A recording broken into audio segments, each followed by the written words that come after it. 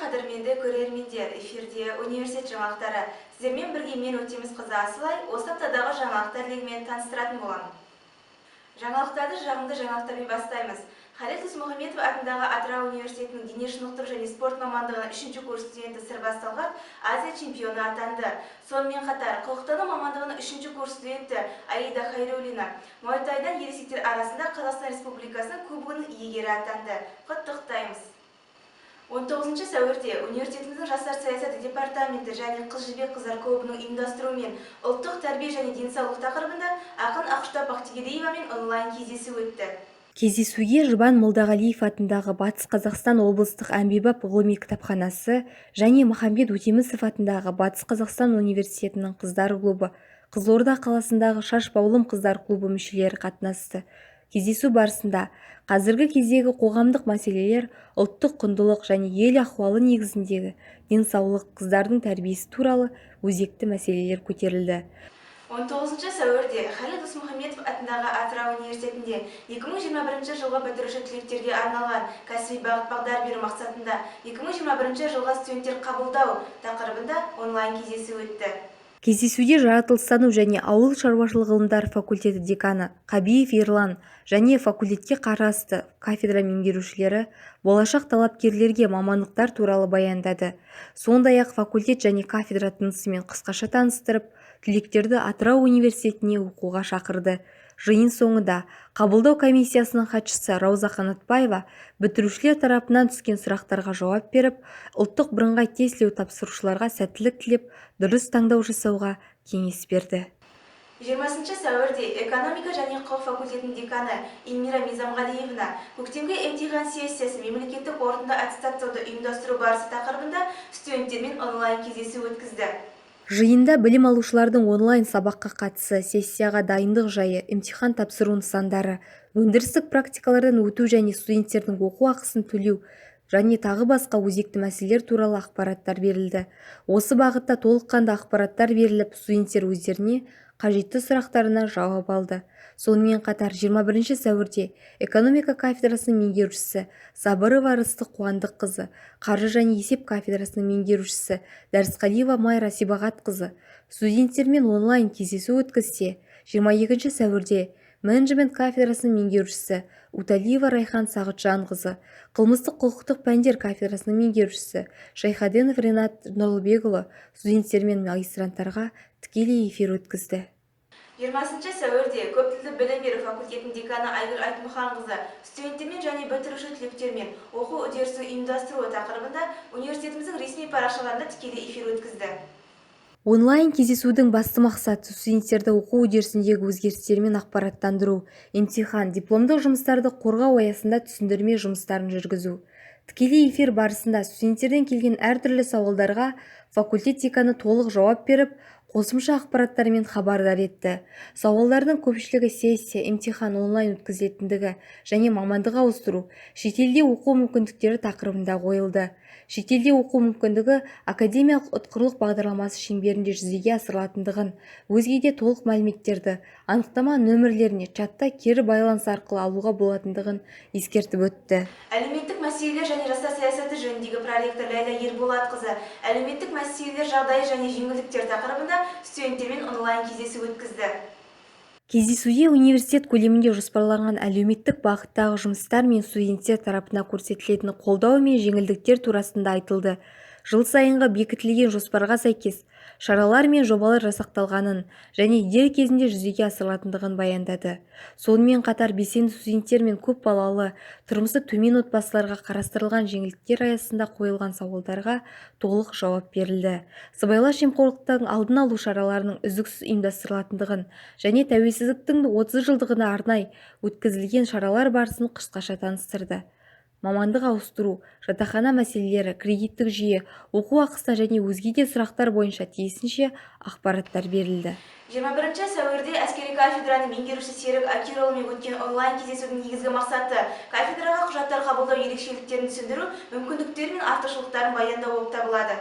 Осы бағытта тікелей эфирден әскери кафедраға түсуші талапкерлер мен мектеп бітірушілеріне, студенттерге арналған пайдалы ақпараттар айтылды. Сержант офицер взводына қабылдау өтініштері, заңнама енгізілген өзгерістер, кафедра тынысы, дайындық тактикалары туралы көптеген мәліметтер студенттер тарапынан қойылған сұрақтардың жауабы болды. 22 сәуірде Халел Досмұхамедов атындағы Атырау университетінде Қазақстан Республикасының жоғары оқу орындарының студенттер арасында журналистика және ақпарат даярлау бағыты бойынша 13-ші республикалық олимпиада өтті. Жыл сайын дәстүрлі форматта өткізілетін олимпиаданы ұйымдастыру мүмкіндігі осы жылы университетімізге ұсынылған болатын. Олимпиаданың мақсаты студенттердің журналистика, медиа саласындағы деңгейін анықтау, білімін жетілдіру, танымын кеңейту. Әділқазы мүшелерінің қатарында Атырау облысының журналистика, филология, медиа саласындағы ең үздік мамандары болды. Пәндік олимпиадаға ұсыныс білдірген 13 жоғары оқу орнының студенттері жолдама алды. Алғашқы кезең таныстыру бөлімі. Бұл кезеңде әр команда мүшелері өздерінің эмблемасын және арнайы дайындалған бейнероликтер көрсетілді. Әр команданың бұл кезеңдегі форматы да дайындығы да ерекше әсер қалдырды. Бірінші кезеңнің қорытындысында Қорқыт Ата атындағы Қызылорда университеті мен Қожа Ахмет Яссауи университеті ең жоғары көрсеткішке ие болды. 22 сәуірде инновациялық білім беру факультетінің деканы Ақмарал Өтепбергенқызы көктемгі емтихан сессияға дайындық туралы студенттерге тікелей эфир өткізді. Тікелей эфир барысында көктемгі емтихандық сессияны тапсыру мерзімдері, прокторинг және академиялық адалдықты сақтау, ағымдағы емтихандарды қашықтан өткізу формалары туралы мағлұмат берілді. Сонымен қатар, қорытынды мемлекеттік аттестаттау жөнінде баяндады. Студенттер мен магистранттар тарапынан келген толассыз сұрақтарға Ақмарал Өтепбергенқызы нақты жауап берді. Тікелей эфир соңында факультет деканы студенттерге сәттілік тілеп, сақтық шараларын ұстануға шақырды. 22 сәуірде физика-математика және ақпараттық технологиялар факультетінің деканы Айнагүл Жәнібекқызы мен қабылдау комиссиясының жауапты хатшысы Рауза Абылайқызы 2021 жылға студенттер қабылдау тақырыбында онлайн кездесу өткізді. Онлайн жиында физика-математика және ақпараттық технологиялар факультетінің деканы Айнагүл Жәнібекқызы және факультетке қарасты кафедра меңгерушілері болашақ талапкерлерге мамандықтар туралы баяндады. Сондай-ақ факультет және кафедра тынысымен таныстырып, түлектерді Атырау университетіне оқуға шақырды. Жиын соңында қабылдау комиссиясының хатшысы Рауза Абылайқызы бітірушілер тарапынан түскен сұрақтарға нақты жауап беріп, ұлттық бірыңғай тест тапсырушыларға сәттілік тілеп, мамандық таңдауда қателеспеуге шақырды. 23 сәуірде Халел Досмұхамедов атындағы Атырау университетінде Қазақстан Республикасының тәуелсіздігінің 30 жылдығы аясында биология ғылымдарының докторы, профессор София Зұлқарнайқызының 65 жылдық мерейтойына орай халықаралық ғылыми-теориялық онлайн конференция өтті. Қазақстан Республикасы тәуелсіздігінің 30 жылдығы және биология және ауыл шаруашылығы пәндері кафедрасының профессоры, ұлағатты ұстаз, ғұлама ғалым, зерделі зерттеуші, биология ғылымдарының докторы София Зұлқарнайқызының 65 жасқа толуына арналған кезектен тыс кеңейтілген ғылыми кеңесі өтті. Ғылыми кеңестің екінші бөлімі жаратылыстану ғылымдарының қазіргі заманғы келелі мәселелері және пәнаралық зерттеулер атты халықаралық ғылыми-практикалық конференциясына ұласты. Аталмыш конференция халықаралық деңгейде ұйымдастырылды. Оған Ресей, Әзербайжан, Башқұртстан, қалмақ ғалымдары, сонымен қатар Қазақстан Республикасының ғалымдары қатысты. Пленарлық мәжілісті университетіміздің басқарма төрағасы ректор Саламат Нұрмұханұлы Идрисов ашып, мерейтой иесі жайлы қысқаша баяндама жасады. Конференция барысында қатысушылар тарапынан және арнайы онлайн қонақтар мен ұжымдастары, шәкірттері мерейтой иесі София Зұлқарнайқызын құттықтап, шынайы тілектерін жолдады. Конференцияның жабылу салтанатында профессор Сағындықова София Зұлқарнайқызын ғылыми кеңесі 2021 жылғы 18 ақпандағы шешімімен университетке сіңірген зор еңбегі үшін Халел Досмұхамедов атындағы алтын медалімен марапаттады. 23 сәуірде мектеп оқушылары арасында ұйымдастырылған дебаттың ашылу салтанаты өтті. Пікірсайыс турнирінің мақсаты қазіргі таңда қоғамда орын алып жатқан өзекті мәселелерді көпшілік алдында талқылау мен сараптау жолдары арқылы оқушылардың әлеуметтік және шығармашылық белсенділіктерін арттыру. Турнир 4 раундтан тұрады.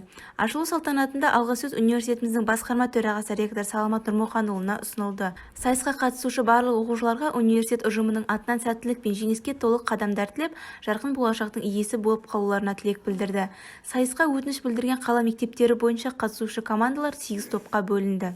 Олардың қатарында IT мектеп лицейі, жалпы білім беретін Еркінқала орта мектебі, номер 2 Нәжімеденов атындағы орта мектеп, Өтемісов атындағы орта мектеп, номер 27 Тайманов атындағы орта мектеп, номер 13 Байбосынов атындағы мектеп гимназия, жалпы білім беретін номер 32 орта мектеп, номер 34 көп салалы мектеп гимназияның оқушылары белсенділікпен қатысты.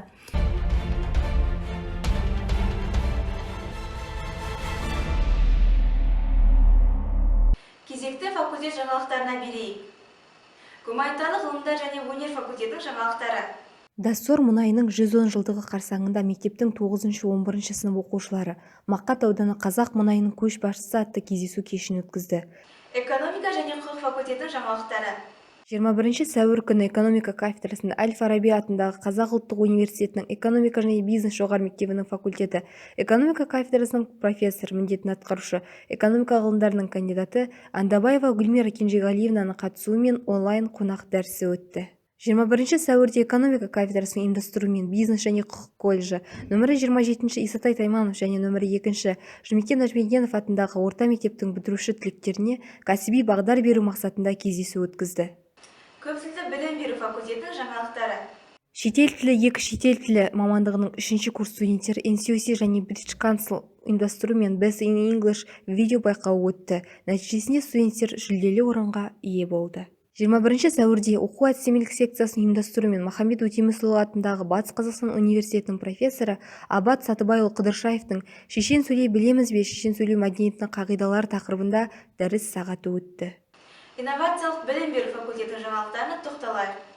21 сәуірде инновациялық білім беру факультетінде парасаттылық мектебі және педагогика кафедра лабораториясы оқытушыларының ұйымдастыруымен студенттер арасында тәуелсіз елдің әуендері және өнері тақырыбында таным-тағылымдық тәрбие шарасы өткізілді.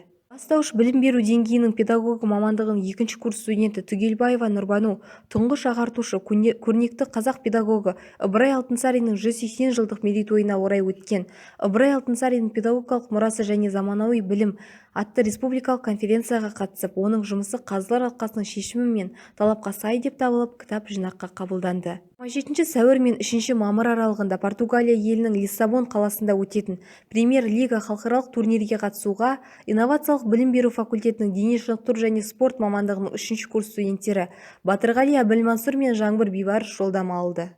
22 сәуірде инновациялық білім беру факультетінде психология және арнайы білім беру кафедрасының оқытушысы Амангүл Өмірзақова Ахметтің ұйымдастыруымен дефектология тобының студенттері арасында жыр алыбы жамбыл тақырыбында таным-тағылымдық тәрбие шарасы өткізілді. Осы аптадағы жаңалықтар легі осындай. Сіздермен болған мен Өтеміс Асылай. Келесі аптадағы жағымды жаңалықтармен жүздескенше аман сау болыңыздар.